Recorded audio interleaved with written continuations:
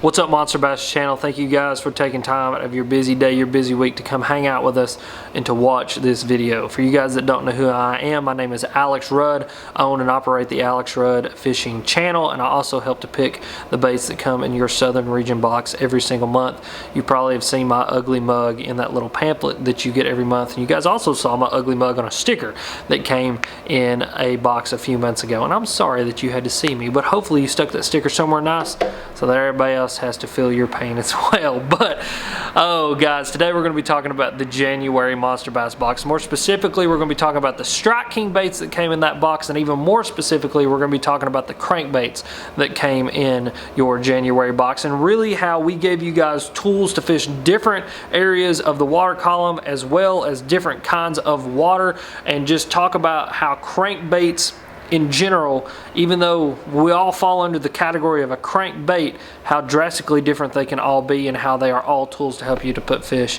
into the boat. So what baits are we going to be talking about today? Number one, we're going to be talking about the KVD 1.5 flat side, which I've actually already got tied on my rod here because it's going to be a huge tool for me tomorrow when I go fishing, and really this whole entire time of year here where it's, I'm sure you guys can see it, really cold here in East Tennessee. The next one is going to be the Strike King 3XD.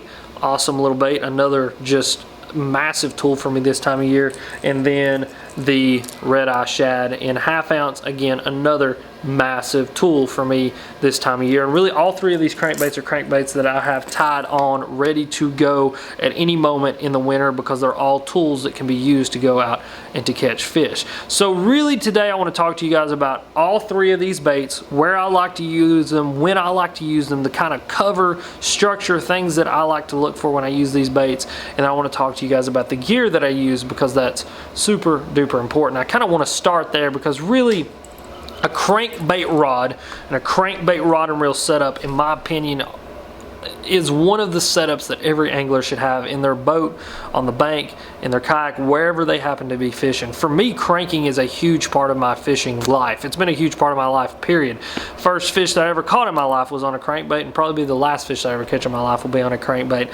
But cranking a crankbait, like I said, it's a huge thing, not only for me, but for really all of the South. You know, you talk to a lot of these southern anglers, especially the ones that fish on these highland reservoirs, these Tennessee River system lakes, these riverine style lakes.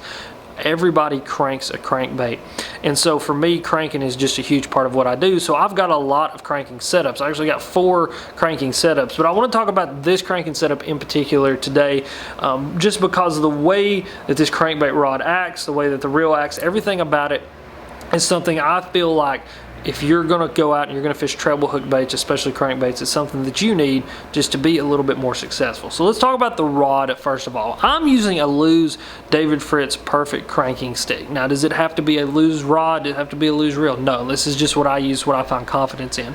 But what's really special about this rod is it is a crankbait specific rod.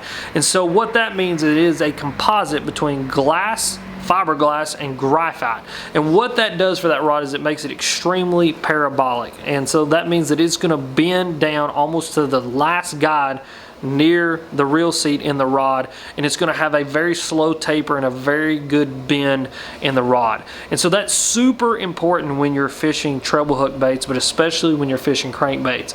And it's really important for a couple of reasons. Number one, it helps to drive those hooks in.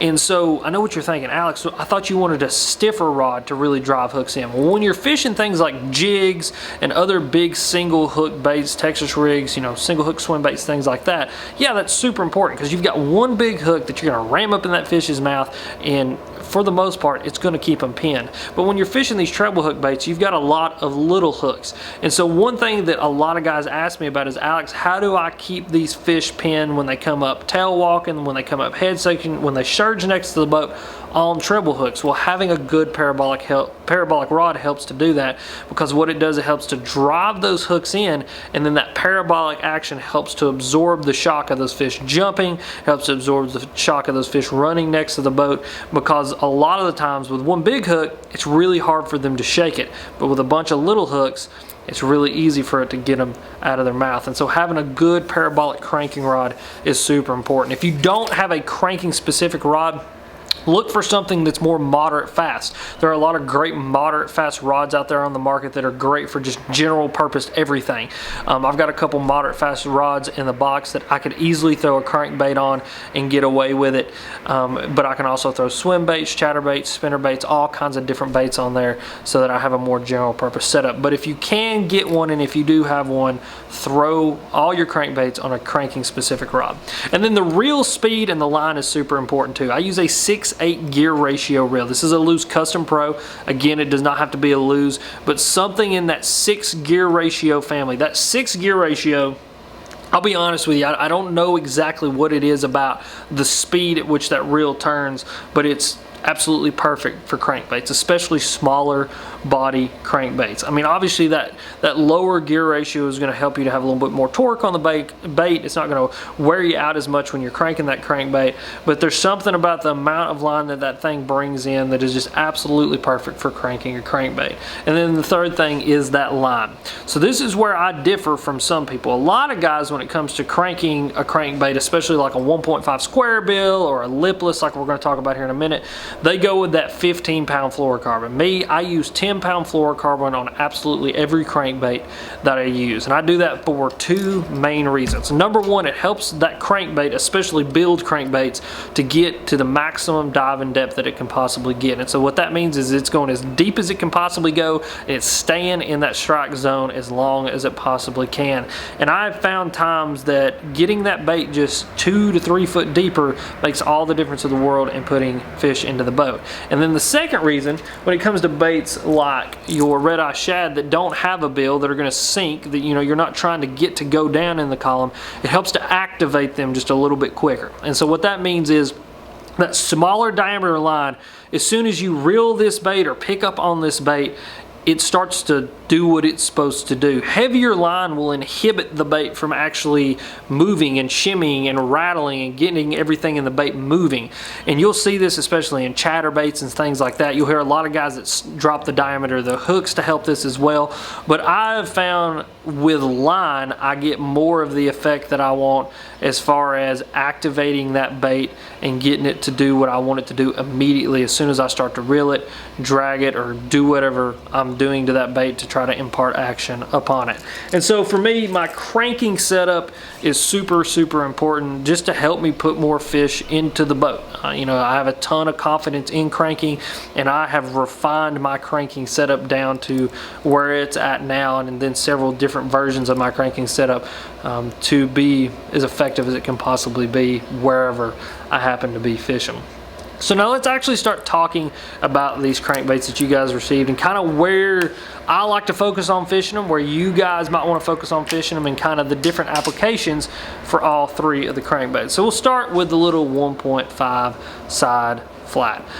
So this thing is a cold water killer. This is a bait that I have tied on all throughout the winter into the spring, anytime that I'm dealing with that sub 50 degree water range. From sub 50 all the way to the point at which it gets hard and freezes, this little flat side crankbait is going to do work. Now you guys can probably see there, it's got a pretty good size bill on it. This thing is going to get anywhere from 10 to 13, 14 feet depending on, again, the line diameter that you guys choose. And so for me, I'm really going to focus on throwing this crankbait on more vertical cover. And so what that means is I'm looking for those 45 degree or steeper banks. And oftentimes I'm going to be throwing this thing on bluff walls, bluffed out walls, which means, you'll be driving down the lake or even driving up the road, you'll see an almost vertical wall or a vertical rock wall. That is what I call, or that is what I refer to as a bluff wall. And those fish really like to use those bluff walls in the winter because it allows them to move vertically instead of horizontally. What you got to realize is that oftentimes fish don't want to move really far distances. When you hear a lot of people talk about fish are moving, they're not moving, miles and miles or even hundreds of yards. They may move 10 or 15 yards in one direction or 10 or 15 yards in the other direction.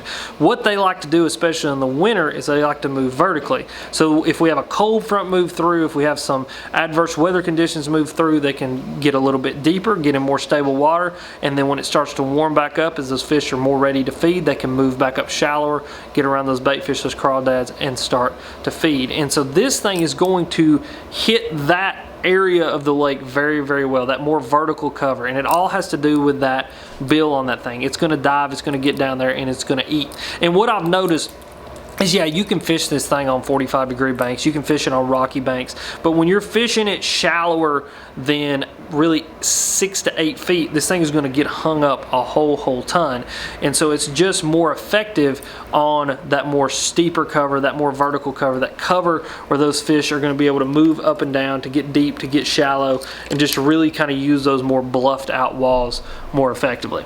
Now the 3XD is also what, you know, you would consider a mid-range or deeper diving crankbait. This thing again is going to get in that 10 to 15 foot range really, really effectively, especially if you're fishing it on 10-pound fluorocarbon. Now what's different is the bill shape on this one actually helps it to deflect off cover a little bit better than that flat side does. You guys can see they're very, very similar, but just that more round, the more roundness to the front of that bait, as well as this little upturn. You guys can kind of see how it goes down and then turns up. What that does, it helps it to dive, but then once it's into the diving depth, it helps it to deflect off of rocks, off of wood, off of different cover a lot more effectively. And so you can fish this bait on that vertical cover just like you can fish that flat side, but you can also fish this really from that 0 to 15 foot range of water super, super effectively and get bit. And it's going to do a really good job of deflecting off rocks, deflecting off cover.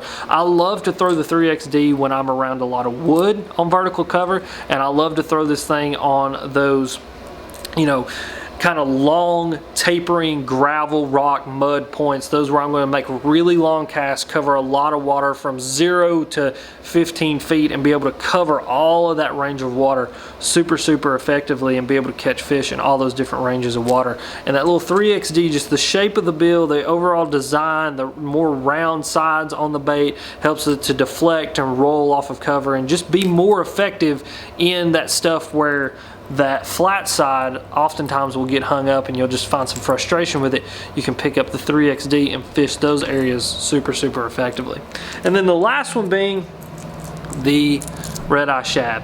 Now a lipless is a magical bait, and it is magical because you can do so many different things with it. You can fish it in 2 foot of water, you can fish it in 20 foot of water, you can drag it, you can hop it, you can burn it, you can buzz it, you can do all kinds of different things with the lipless. But for me, especially fishing the Tennessee River system, especially fishing a lot of rivers, this is a shallow water killer, because I can fish this thing as shallow as I want it and still get bites. And as we move later on into the winter, what starts to happen around here is we start to get a lot more rain.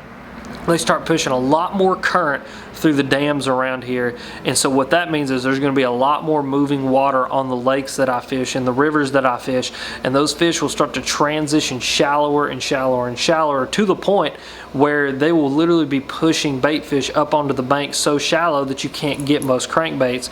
And that's where this little lipless with really sticky hooks is going to be super, super effective. You're going to be able to fish that hyper shallow water and still be able to get those fish to eat this thing, and it is just a fantastic shad imitator, while all at the same time, if you're fishing a grass lake way further south, you're gonna be able to rip this thing out of the grass, fish that grass more effectively.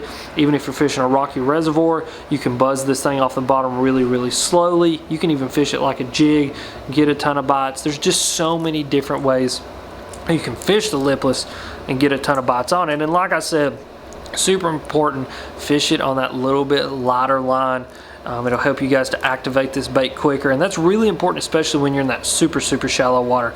A lot of the times, you know, when I'm fishing that 2 to 3 foot range of water, you're going to cast up into almost nothing, and you want that bait working as soon as it hits the water, so that any fish in that area, they're already picking up on that bait where it's at, and you get them to react to that bait. But really, really awesome little bait.